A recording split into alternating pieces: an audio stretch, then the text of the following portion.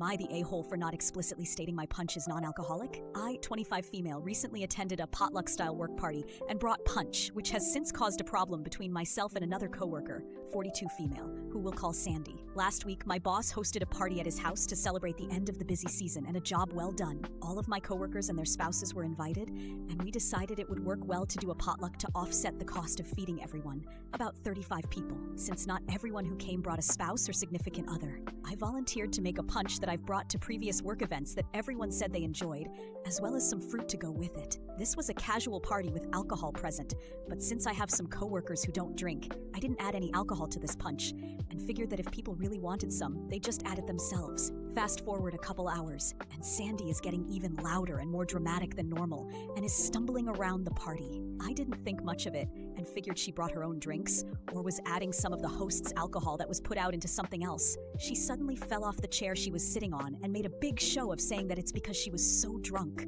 She then asked me in front of the rest of our coworkers what it was that I put in the punch. I was confused and told her what was in it. Just a mix of ginger ale, 7-Up, orange juice, and a can of juice concentrate. And she wanted to know what alcohol I put in it, because she's been drinking it all night and is really feeling it. I told her that I didn't put any alcohol in it and asked if maybe someone else had spiked the punch bowl. Nobody said they added anything, and one of my coworkers who doesn't drink even said that they'd also been drinking the punch all evening and was still completely sober. I also would like to clarify that I understand how context can matter.